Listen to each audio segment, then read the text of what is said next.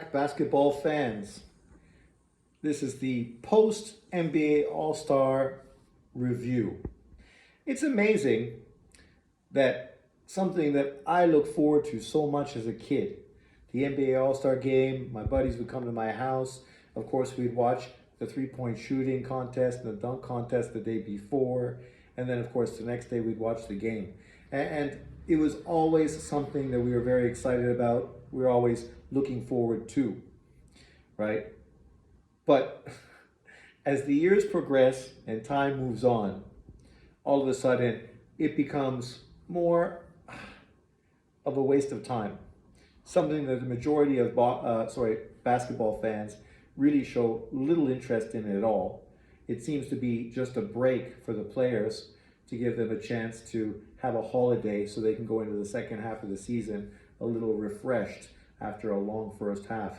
And outside of that, it doesn't produce too much that fans enjoy. I know that Damian Lillard won the 3-point contest. That's great. That is probably the one thing from the whole All-Star weekend that actually I enjoy watching. The slam dunk contest has become who knows who people are and who cares. I heard people, just a review on X regarding the dunks, and people were very critical that the dunks were mediocre and being overscored. And the problem with dunk contests, and maybe why they shouldn't be something that happens annually, is the fact that you get to a point where every fucking dunk we've seen before. And it's very difficult to do something original.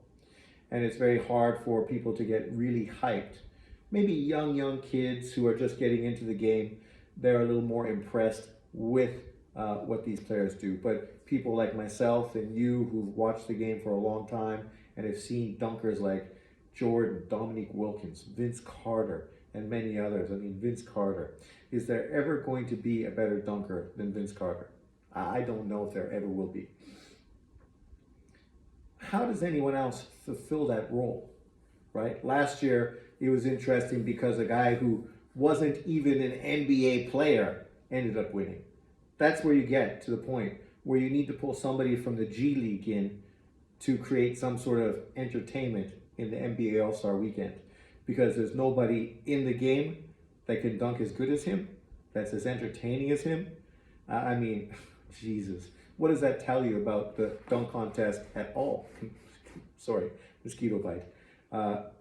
Overall, which is one reason why people are talking about just stopping the dunk contest and maybe coming up with something different, right? Something that maybe will show some entertainment and a little more skill set.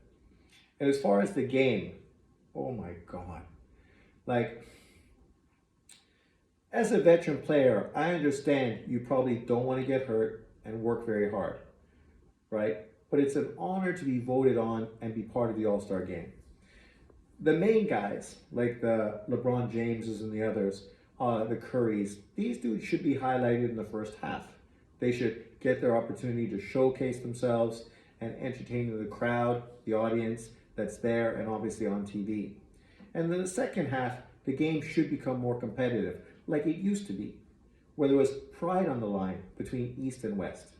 And at that point, a lot of the younger guys who are a little more fiery, have more to prove, and obviously don't have the accolades to their name that many of the veterans have, should get more minutes. The funny thing is, I looked at the minutes played, and a lot of the younger guys were the ones who had least amount of minutes. Like, what's his face from Minnesota? He's one of the most exciting players in the modern game, as well as Donovan Mitchell.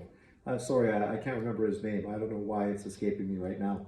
But him and Donovan Mitchell, two of the most exciting players in the NBA right now. Both, aggressive, high-flying shooting guards. Yet those two players had fewer minutes than the majority of veteran players. The only other three players that had minimal minutes were also the veteran players like LeBron James and a couple others like Anthony Davis and one other, who obviously they don't want to overplay because they do have a long season and they're playing for the playoffs and they don't want to risk injury. But overall, I mean, there was no defense. the players weren't motivated. Anthony even came out and basically said that nobody fucking cares, nobody wants to be there. And the NBA president has even tried to, put incentives to make it more competitive, to try to motivate the players. But the problem is the players make so much money in their contracts that there's nothing the NBA can do to incentivize these contests. I mean, the best thing you could do is play G League players who don't have NBA contracts and have something to prove and actually would come out and try to do something. Maybe you should just play a 12-man NBA roster versus a 12-man G League roster. And the G League dudes are going to come out with a vengeance to try to prove themselves against the established high-paid players. And at that point, the NBA guys are going to need to win, or else it's going to be fucking pie in their face, right? Something like that might be motivational. It might be something that makes NBA players actually perform better.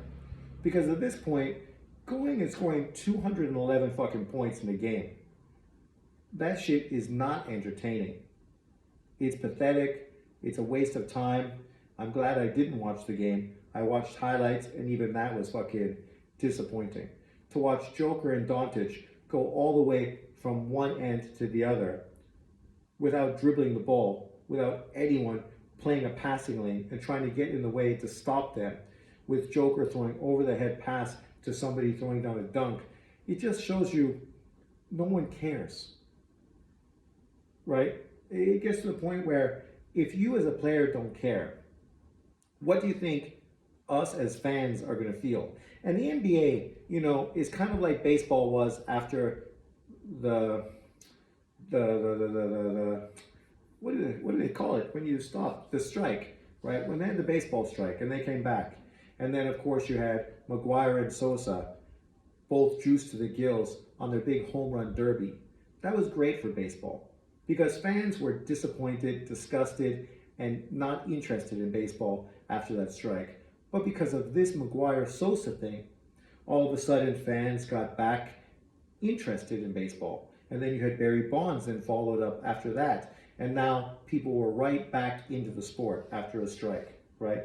After COVID, and a lot of the things LeBron James said, and the pro-China stances and other things that the NBA has done, the whole Black Lives Matter thing and other stuff, a lot of people lost interest completely in the NBA. The numbers have been declining like crazy. And the truth is, there's a lot of great players in the game. But in truth, there's not that much drama.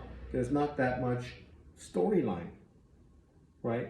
Not like there was when I was a kid. Maybe it was that TV was better. Now you have so many different networks showcasing their games. Maybe there's just not enough continuity. But something is missing, and it definitely was highlighted in that NBA All-Star game. Let me know in the comment section below. Did you watch? Do you care? What do you think they should do to make it better next season? Let me know in the comment section below. Thanks for watching. Peace out. Enjoy your weekend.